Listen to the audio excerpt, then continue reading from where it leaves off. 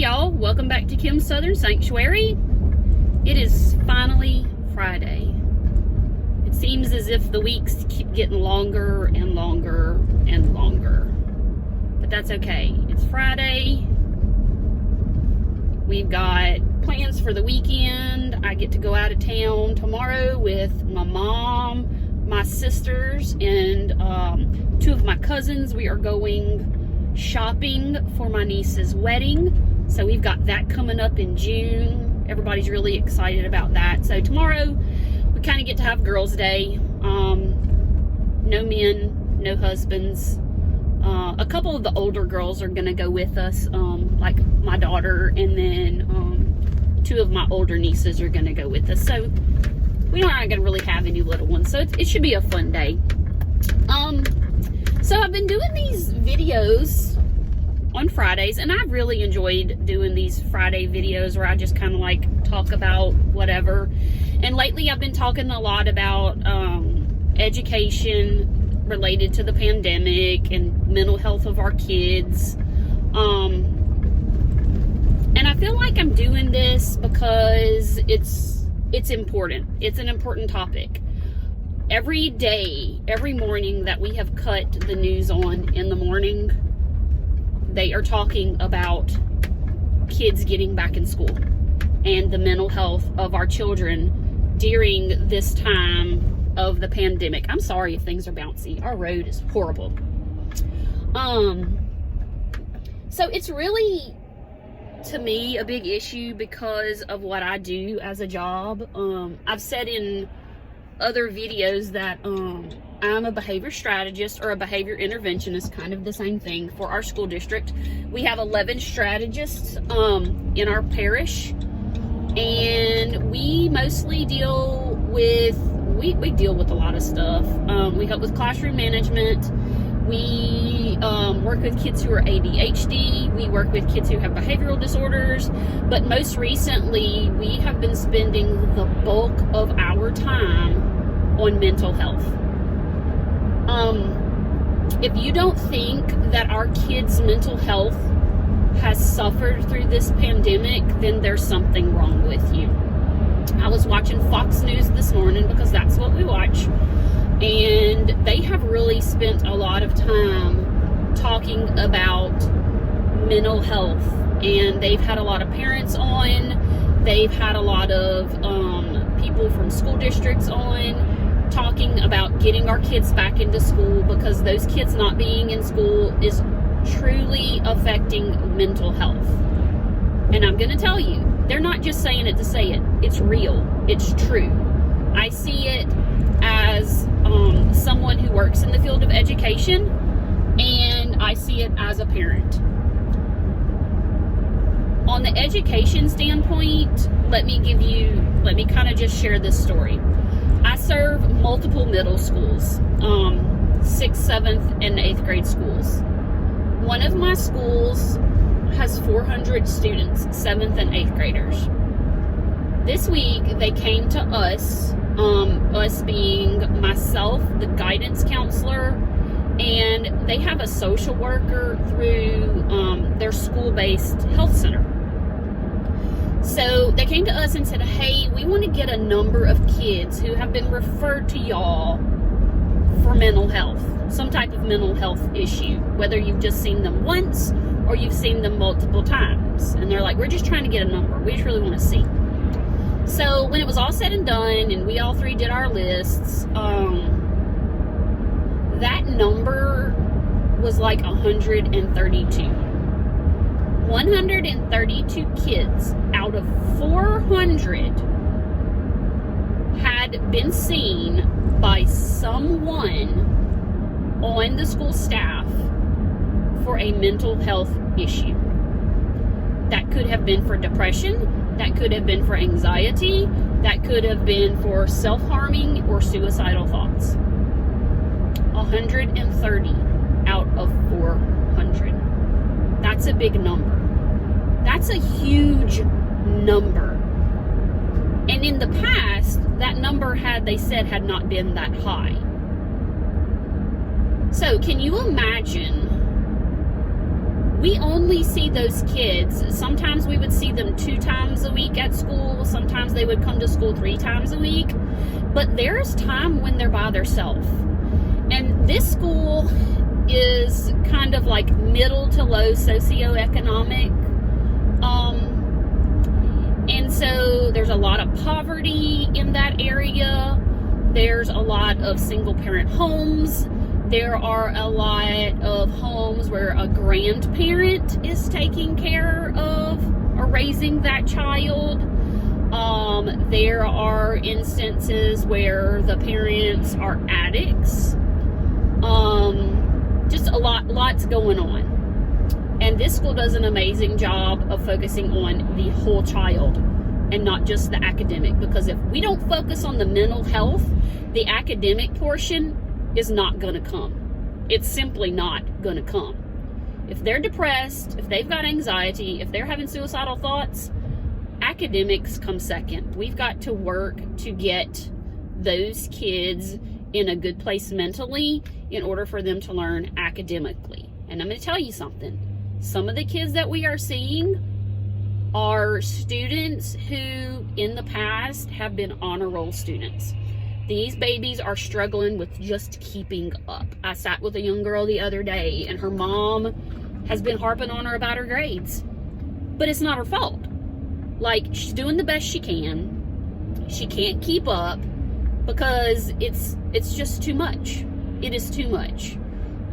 From the parent aspect, I have a 13-year-old who is ADHD, anxiety. She had all of this before the pandemic, so this is something that we've been struggling and battling with for years. But you know, she's had this, and going hybrid and going to school 2 days one week, 3 days the other week, it's a nightmare. And her grades have dropped. She's been an honor roll student for years, and now it's like we're struggling to make C's. And so her mental health is struggling. I mean, she's really struggling with the mental health. But one thing that is a bright spot in all of this for our school district is that on March the 15th, we get to go back to school full time. The governor issued a statement, I think on Tuesday, that we have moved back into phase 3. Phase 3 allows us to go back to school full time with mitigation procedures in place. So all the kids starting on March the 15th will get to go back to school. That gives the school and the teachers a week to prepare for all of those kids to come back. That's huge. That's a game changer. So I know that my child is extremely excited. She's just like, why can't we go next week? Why can't we go next week? I'm ready to go back. I'm ready to go back. So this is going to be a game changer for our kids. The number of kids who are failing is astronomical too, because they don't have that stability. They don't have that consistency. They don't have that structure. So huge game changer for us going back to school. As for other states and school districts who are still not back in school, I feel for those children. I feel for those parents.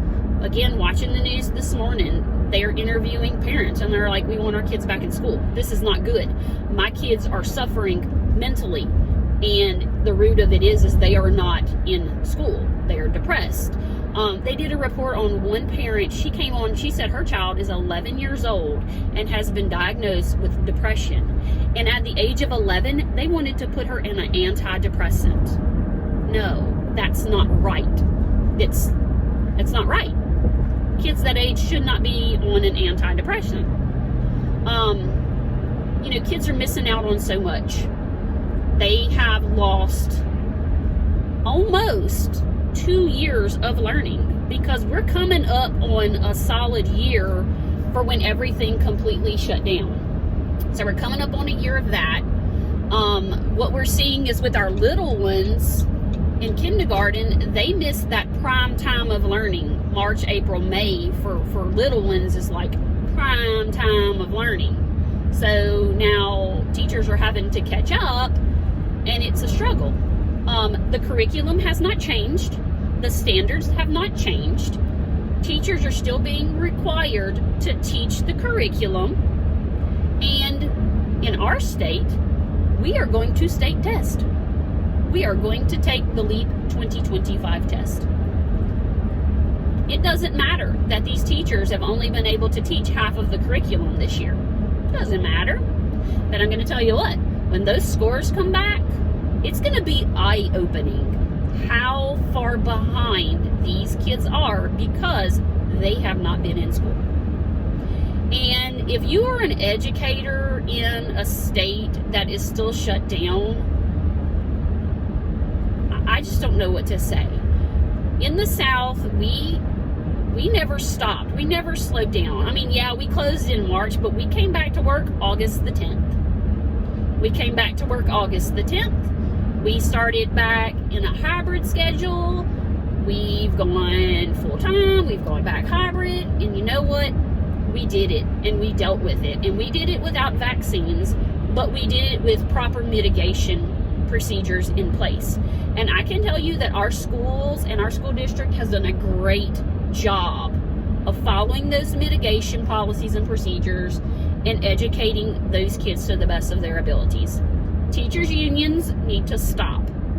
Teachers' unions need to get out of the political game and focus on these kids and focus on these babies and focus on what is right for these kids. If you're a teacher and you don't want to go back to school to teach, maybe you should find a new career. Maybe you should just find a new career because apparently you're not in it for the right reason. I go into multiple schools a day. I never know what I'm walking into. I don't know who's had COVID. I don't know who's been exposed. You know what? I put my mask on. I keep my distance. I keep my hands clean. I do what I need to do to keep myself safe. And I go there for those children. Because let me tell you, if I wasn't there for some of those kids, they would have no one to turn to. They would have no one to talk to. They would have no one to share their emotions. They would have no one to trust. I have a young lady that I work with on a regular basis who is a self-harmer. And she straight up tell you, Ms. Kim, I don't trust my mama. I cannot talk to my mom. I can't trust her because she doesn't want to hear it. She doesn't understand. She can't help me. She is the root of a lot of my problems. And so we talk about those things. She will contact me, she'll email me, she'll text me. And she'll be like, hey, I just need to talk. And that's what my job is about. If I can help 1 out of 130, then I've done something.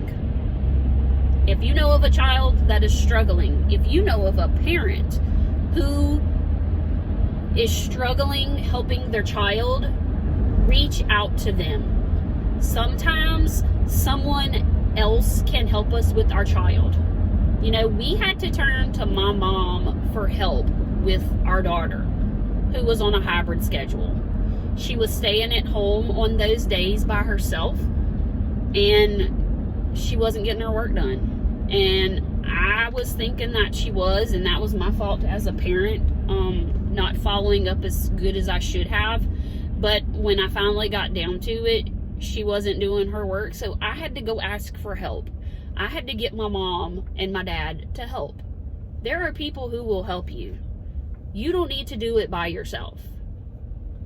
If you have the resources to have someone help your child, utilize those resources. If you don't, there are resources in the community available to you for mental health, for tutoring. There's just so much out there that people don't know about. We have hooked so many kids up lately with mental health support. We have an agency in our area called Eckerd Wraparound. And I know it's in the state of Louisiana. I don't know about any place else, but I can link it down below. They are a wraparound agency, and their job is to get kids or adults the help that they need for mental health, counseling, things like that. They do counseling for the kids. They even have a team that will come into your home and do parent counseling or parent support, help you learn how to deal with certain situations. But anyway, yeah, game changer in our state. We're getting to go back to school full time. Hopefully we will see improvements in mental health. Hopefully we will see improvements in these kids learning. And now because we're going back full time, we're switching now to bring all these kids back full time, and we're having to now make accommodations for kids who were in a small group before on a hybrid day. Now they're going to be like in a class of 30. So a lot of different changes and situations that we're having to deal with individually. We have an autistic child at one of my other schools who right now is in a group of 8 kids. The day that he goes, there's only 8 kids in his class, and that little group in itself is a very low group. We're talking like 2nd and 3rd grade level in a 7th grade classroom. So they are going to need a lot of support, and they're going to get lost in the shuffle in a class of 25 to 30 kids. So we had to sit the other day because I was concerned about him, and so I brought it to the administration of the school, and I said, look, this poor baby, he's going to get lost, and we're going to see behaviors from him that we're not seeing because he's autistic. He's not going to be able to handle that large classroom. He's going to get picked on because he's different. He's going to get bullied. He's going to have emotional outbursts, and I just can't stand for that. I'm not going to allow that to happen. So we had to sit as a team and just start thinking about what's going to be best for him. Not only him, but in the long run, when we talked about it, we came up with a solution that's going to help all 8 of those kids, because they're a very close-knit group and they all accept each other, and they do well with this child who has autism. And they help him, and they come together as a group, and they support him, and it's really neat to see that dynamic of that group. And we knew that we were going to lose that dynamic.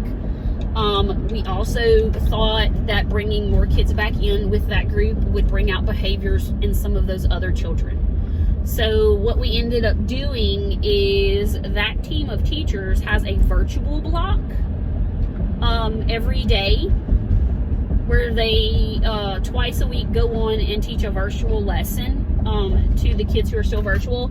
And they have like 14 kids in that virtual block, but only 4 kids participate. So there are 10 kids in that virtual block that are doing nothing. So virtual is not the way to go either, because we have a lot of kids not doing anything on virtual. So we're going to drop those 8 kids into that virtual block where they stay small. And so twice a week they will do a lesson with the virtual group and that face-to-face group together. So that's going to be pretty neat. That's going to be pretty cool. I'll be able to go in with that group and help and assist when I need to. And I can even work individually in that group with those kids on different things. So they're a great group of kids. So I'm excited about that. And so this morning I'm headed to one of my schools that is it's called Rapides Academy for Advanced Academics. So yes, what it says is what it means. It's an advanced academics school, and yes, they are having kids with issues. I'm seeing several kids there this morning who have been struggling with depression, anxiety, and they are failing. So, and these are high kids, like they have to test to get into the school. So they're having some issues there as well. So that's where I'm going this morning. Gonna see those kids, and then I get to go over to the elementary that's across the street from that one, and it's a advanced academic elementary school. And I have a little pre-K-er over there that I get to work with, and I get to teach. I'm actually going to teach a whole group social skills lesson today, that pre-K class. They're pretty fun. I haven't got to see them in 2 weeks because stuff has just been crazy, and we're running ragged and trying to see all the kids that we need to see, and it's tough. So it's going to be a good Friday. Got a lot on the schedule, got a lot going on, got a lot of kids to see, got a lot of kids to help. If you've got a question about mental health for kids, even for adults, because I'm going to tell you what, the teachers, the adults, the parents are struggling with mental health too. This is not just a kid thing right now. Our mental health across the board, it's bad right now. But if you've got a question about what we're doing in our school district related to mental health, if you want to reach out to me because maybe you need to find a resource, a mental health resource for your child or for yourself, you can DM me. I will put my Instagram stuff or information in the description below. Reach out to me. If I can't help you, I'm going to find somebody that can, because I know a lot of people, and we can get help. We can get you help where you need it. So I hope everybody has a fabulous Friday, and we will see y'all later.